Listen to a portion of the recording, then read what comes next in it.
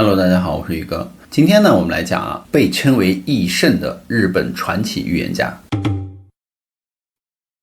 他号称是神明的接线员，他是明治时期的日本传奇预言家。他的预言呢，几乎覆盖了所有的领域。他包括呢，小到观察天气、计算因果，大到预测战争、经济、商业、国际关系、人们的各种遭遇等等。他被日本人称为是与神灵沟通的电话接线员。其中一个最著名的案例就是他准确地预测了1896年的地震和海啸以及战争的全过程。他还准确地预测了日本首相被刺杀的过程。不过这位首相呢，并不是安倍晋三，而是在朝鲜被枪杀的伊藤博文。他甚至还算出了刺客的名字中的山字。他还预测到第二次世界大战期间呢，日本将在战争之中遭受重大的损失，并最终会失败。因为他的许多重大的预言呢，都会在日本的公报上公开发表。如果不准确的话呢，这个预言家就很容易被打脸嘛。而他就是日本的高岛吞象。高岛呢是出生在日本的横滨，那一年呢是1832年。高岛吞象自出生以来呢，一直都是一个体弱多病的孩子。在他4岁的时候呢，他还不能够独立行走，但他的智力水平呢已经超过了同龄的孩子。他周围的邻居呢都称他为天才，这是为什么呢？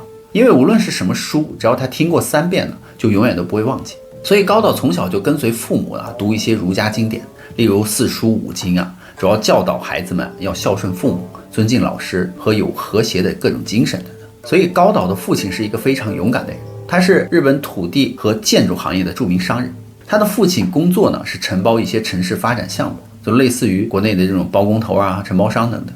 所以他的父亲还有一个优点，也可以说是缺点，就是他的父亲特别喜欢好事儿、帮朋友，而且不计成本。因此呢，他的父亲在与朋友的一次失败的投资之中被骗了，所以高岛家呢从此就破产。当高岛19岁的时候呢，他的父亲就去世了，所以当时呢，高岛就继承了家业，而留给他的呢不是财产，而是一堆烂摊子和债务。但奇怪的是呢，高岛居然很快还清了债务，并且积累了大量的财富。而转折点呢，就是发生在1861年。高岛声称他那一年遭遇了人生之中最大的不幸。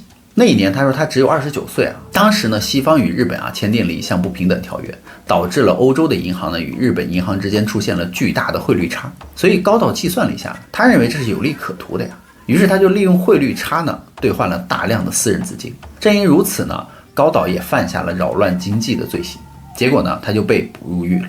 高岛一夜之间呢，从一个成功的房地产商人呢变成了一个无赖。而高岛呢被判处5年零10个月的监禁。当时呢，日本的监狱管理是非常混乱的，监狱里的囚犯呢经常因斗殴而死。也许呢这是巧合，但显然呢也有可能是被人安排的。而有意思的就是高岛在他的监狱房间里的榻榻米下面居然找到了一本易经。当高岛吞象无所事事的时候呢，于是他就开始反复的阅读了这本易经。而这本描述人生哲学的书呢，最后也成为了他艰难生活中唯一的心理寄慰了。巧合的是在3000年前呢，周文王也曾经被关在监狱里，他也读了这本易经。也许是像在监狱里这种相对封闭的环境更适合人们学习和读书吧。而且他还用纸呢自己做了一个蓍草，并经常的为其他的狱友们占卜，而狱友们觉得这很有趣嘛。最后这也就成为了监狱里艰苦生活的一些娱乐方式。尽管高岛是一个手无缚鸡之力的人，但他也是受到了监狱们狱友的尊重，甚至连狱长和看守呢，居然也经常来找高岛来占卜。这也就说明高岛还是有一些本事的，即便是在监狱里呢，居然也能够混得开。于是呢，在监狱里刻苦的学习易经呢，就彻底的改变了高岛的一生。因为易经呢具有神奇的占卜和预测的能力这也让他在未来呢从一场生死灾难中成功的逃脱。这到底是怎么回事？那是在1862年了，高岛入狱后的第1年，那他在监狱里的朋友呢，居然给他提出了一个疯狂的计划，因为他们计划准备越狱。高岛听了这个计划之后呢，他就认为风险太大了，所以一开始他是拒绝的。而高岛拿出了身边的占卜工具呢，于是就开始给自己算了一卦，他想看看他们这次越狱会不会成功。而预测得出的是履的卦象，那履的卦象呢是天泽履卦，履卦象象征着对话，它代表着泽咸。于是呢，它也象征着沼泽泥泞的土地。上卦是乾卦，乾卦象征着龙君子，这是一个纯阳之物那履呢也有邪的意思。这个卦象就是告诉那些求卦的人呢，走路的时候要小心，就像君子踏入泥泞的泥潭一样，而在泥泞之中呢，要小心陷入泥潭所以当你得到这个卦象的时候呢，你就必须的非常小心一切都必须得按照规则行事，就像走在老虎的后面。如果你激怒了老虎呢，老虎转身就可以吃了你。届时呢，你就会遭遇灭顶之灾嘛。而吉卦的情况就是，如果你小心并遵守规则呢，虽然你有可能会踩到老虎的尾巴，情况会非常危险，但如果君子能够小心翼翼地遵循老虎的意愿的话，他最终会化险为夷啊。所以这个卦象呢是一个吉的卦象，这表明呢神明已经揭示了答案啊。这次不要冒险越狱嘛，如果你失败了可能会有生命危险。但是高导呢觉得有可能上一卦不准，他又算了一卦，于是得出了水风井卦。因为高导只学了1年的易经嘛，他不知道这个卦意味着是什么意思。但这个井卦实际上是一个凶卦，而高导的好言相劝呢，并没有阻止朋友越狱的那个计划，所以他们那个越狱计划呢就照常进行了。当他们进行到一半的时候呢，这个越狱计划居然被外面的守卫给发现了，而守卫立刻就拿起了刺刀，举起了步枪。当刺刀步枪的攻击袭来的时候呢，囚犯们都被包围了，无处可逃，情况呢已经是背水一战了。但是他们是手无寸铁的囚犯呀，甚至无法与拿着这些冷兵器的守卫对抗，更别说人家还有枪了呀。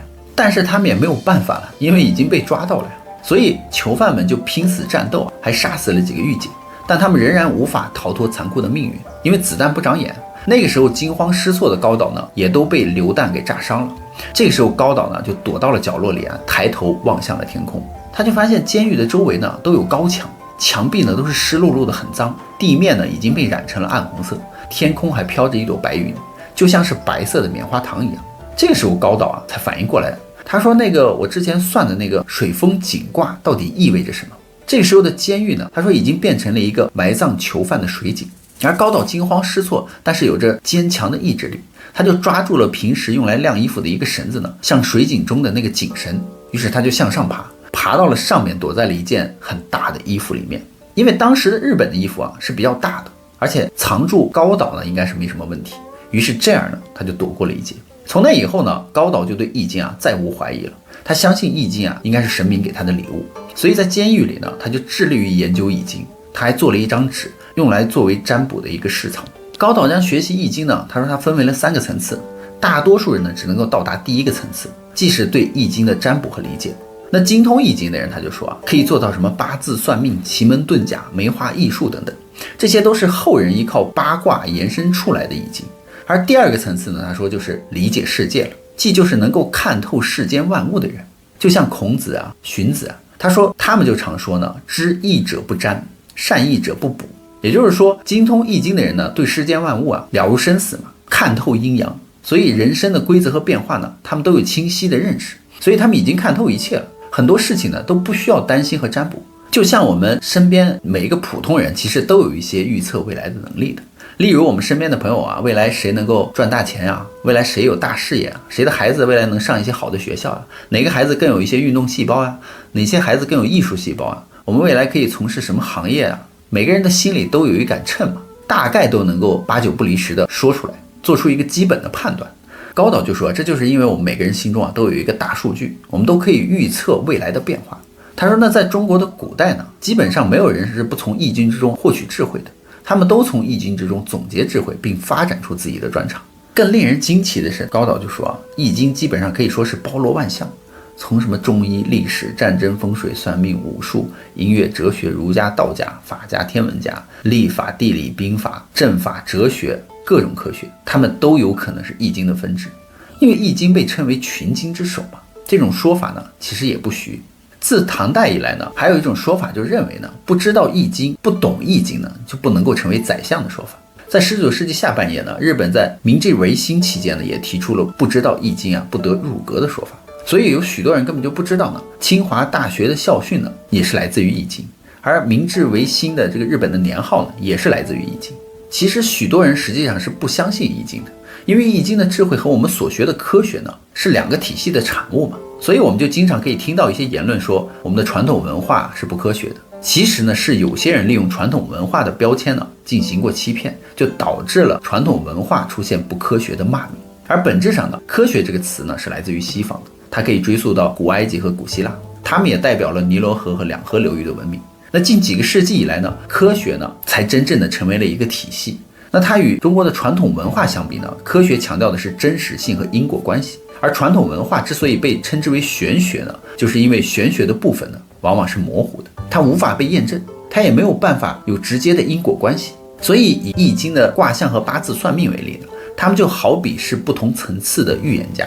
如果他们得到相同的卦象和相同的八字呢，他们甚至可以看到完全不同的结果。此外呢，传统的文化强调的是共识原则。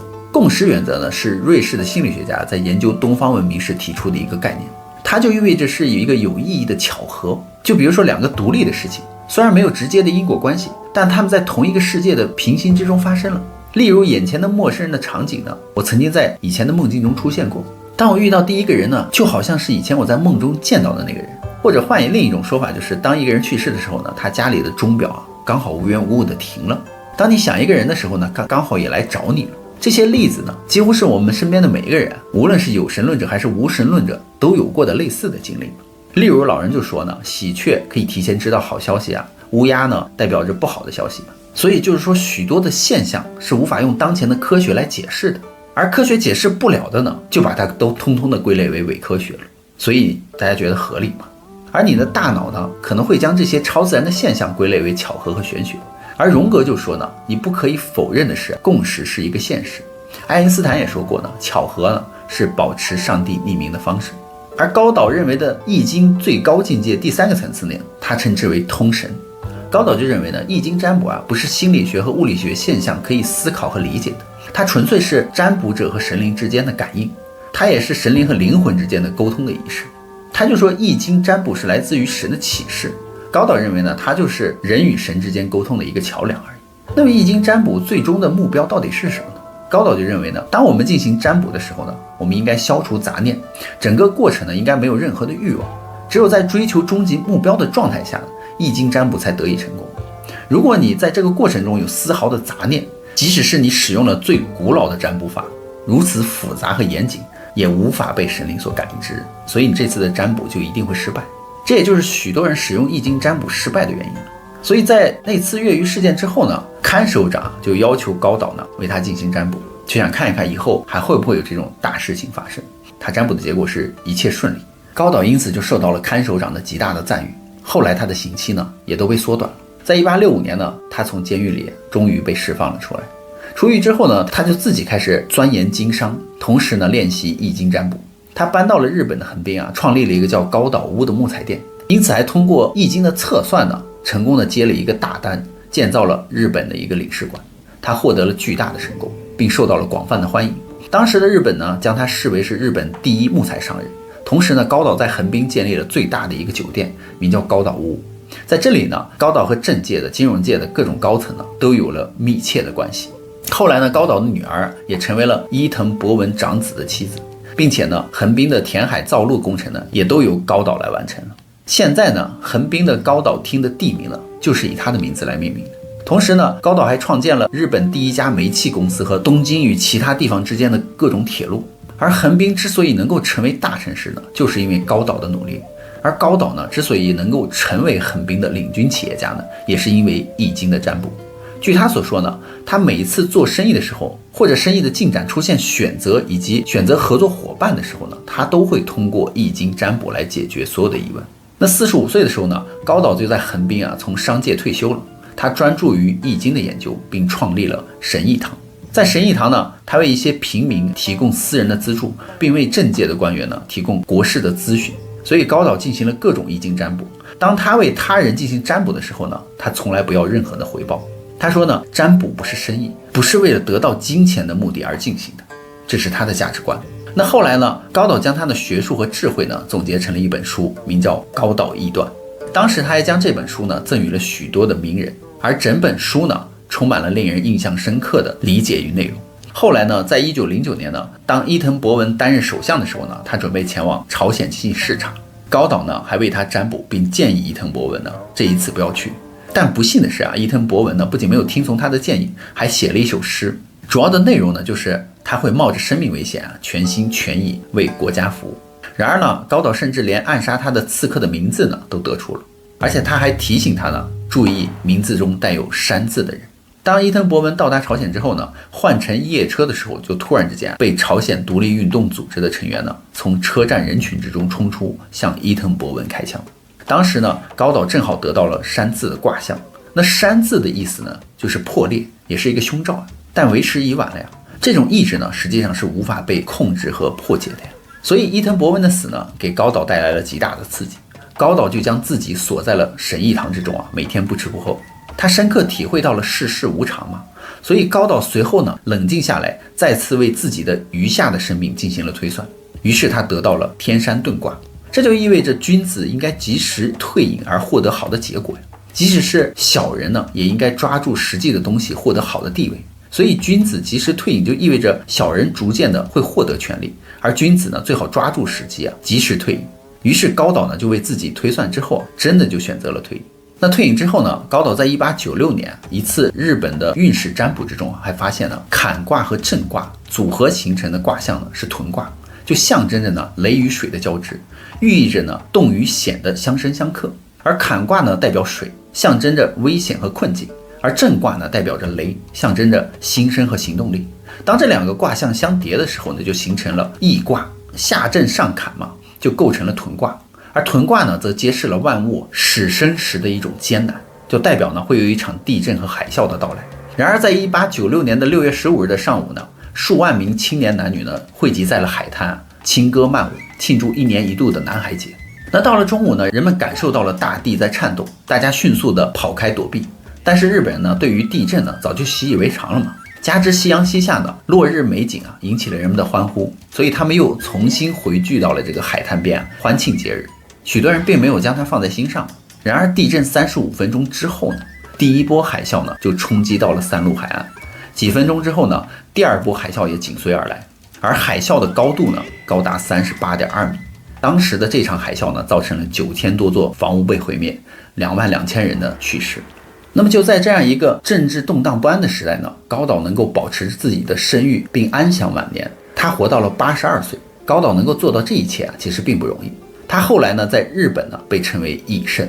在1914年的秋天呢，高岛完全闭上了眼睛，结束了他传奇的一生。在他去世之前呢，他已经知道了自己死亡的日期，而且他已经在自己的灵牌上写下了自己的临终前的日期和遗言了。所以大家觉得高岛是不是一个传奇的人物呢？那么好了，故事呢，宇哥也就讲完了。别忘了订阅关注宇哥的频道，看后续更多精彩内容哦。